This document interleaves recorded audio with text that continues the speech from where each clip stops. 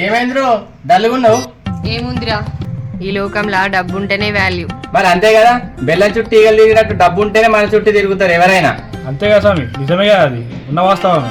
డబ్బు లేదని తెలిసినా అనుకో మనోళ్ళు కూడా పరాయి వాళ్ళు అవుతారు. కరోనా టైంలో కర్ఫ్యూ విధించినట్టు ఇవ్వలేరు మన ఇంటికి. మరి మనం ఎప్పుడు కోటీశ్వర్లం అవుతాంరా? నేను కూడా రోజు అదే ఆలోచిస్తున్నానే పడుకునేటప్పుడు. అబ్బా ఐడియా వచ్చింది. ఏందులో బాగానే ఆలోచిస్తాను. నేను ఆలోచించిన కానీ దానికి నువ్వు ఒప్పుకోవే. ఏందులో బాగానే ఆలోచిస్తాను. అబ్బా, ఈ స్వామి ఆలోచిస్తుందా అంటే ఎక్కడో ఏదో తేడా కొడుతుంది నాకు. అవునా, ఐడియా ఏంటో చెప్పు చూద్దాం. నువ్వు ఐడియా నేను చెప్తా ఈమెకు. నేను ఇప్పుడు ఒక అద్భుతమైన విషయం చెప్తా, అందరు జాగ్రత్తగా నేను చెప్పేది. అందరు జాగ్రత్తగా అండి. ఒకటే రోజుల కోటీశ్వరంగా ఆగుతాం మనం, నేను చెప్పినట్టు చేస్తే.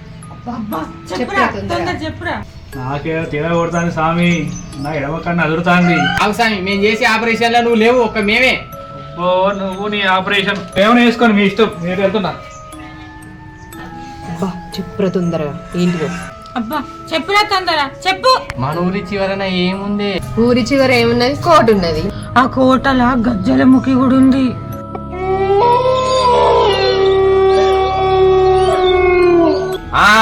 గా కోటలో గజ్జల ముఖితో పాటు అక్కడ ఒక పెట్టె ఉంది. ఆ పెట్టెలోనే ఉన్నాయి ఏ వజ్రాలు. ఇప్పుడు మనం గా కోటకి పోయి వజ్రాలు తెచ్చుకొని కోటేశ్వరులు. ఏందిరా సావు కబురు చల్లగా చెప్తున్నావు? అరే లడ్డా, అదేమన్నా సూపర్ మార్కెట్ అనుకుంటానా వారా? ఖాళీగా పోయి సరుకులు తెచ్చుకోవడానికి. అది గజ్జల ముఖి అడ్డారా నీ అయ్యా. ఆ కోటకు పోతే కోటీశ్వరం పక్కకు పెట్టు, దిక్కులేని పక్షులు లెక్క మళ్ళా వెనకకు తిరిగి రామురా బక్కోడా. నేను ఉండగా మీకు ఎందుకు అంత భయం? నేను ఉండగా నేను చూసుకుంటాగా గజ్జల ముఖి సంగతి. ఆ కోటలో పోదామనే నేను మా తాత దగ్గర నెల రోజుల నుంచి మంత్రాలు నేర్చుకున్నా. మంత్రాలు కూడా వస్తాయారా? అంత గొప్ప మాంత్రికుని వారా నువ్వు? ఆ గజ్జల ముక్క అంత చిన్నదేం కాదు.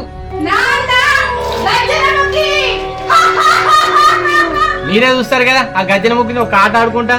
వీడు ఇంత ధైర్యంగా చెప్తున్నాడంటే నాకు నమ్మకం ఉన్నది శిరీష వీని మీద. నాకెందుకో తేడాగానే ఉంది.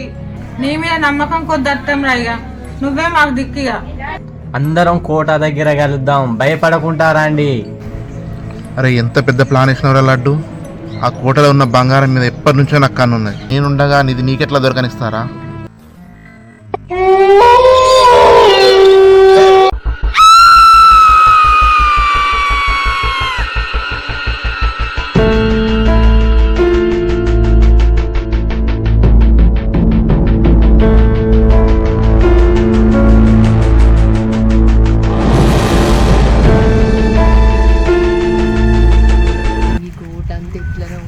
ఈ కోటను చూస్తే భయం అవుతుంది.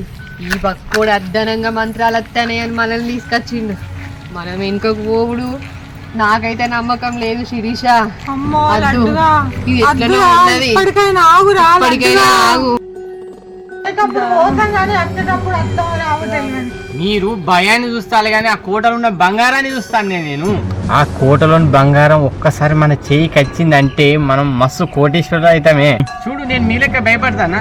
మీరు భయపడకుండా ఇక్కడనే ఉండాలి అని లోపల పంపా. గజ్జల ముఖి వచ్చినా దాని అక్క చంద్రముఖి వచ్చినా అట్టిగా చేసి పడేది తప్ప. ఇగో మంత్రం నేర్చుకున్న మా తాత దగ్గర ఇది తీసుకొచ్చిన పాండే.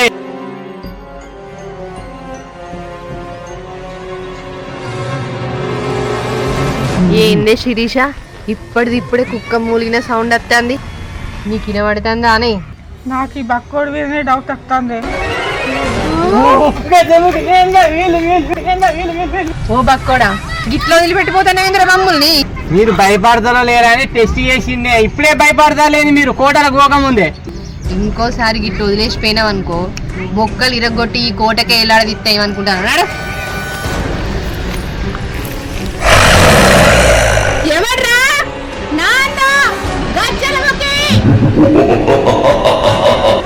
ఇంతకుముందు మీకు ఏమైనా సౌండ్ ఏమంటారు అని?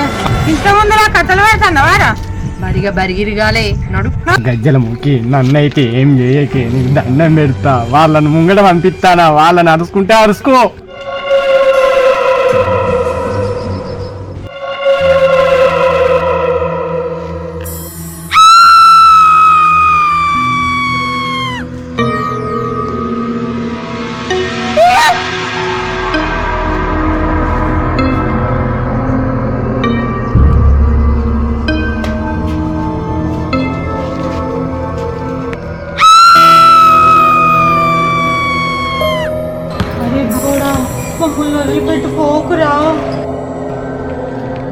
వెళ్ళిపోయినామనుకో మేము ఇక్కడనే రాయిగా.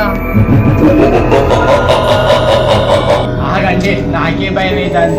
నీకు భయమా?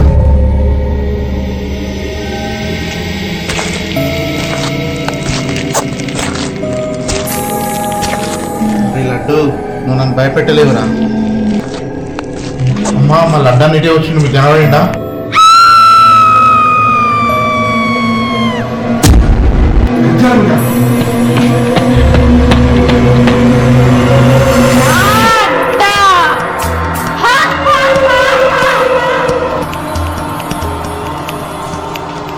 అరే లడ్డు ఎక్కడున్నారా?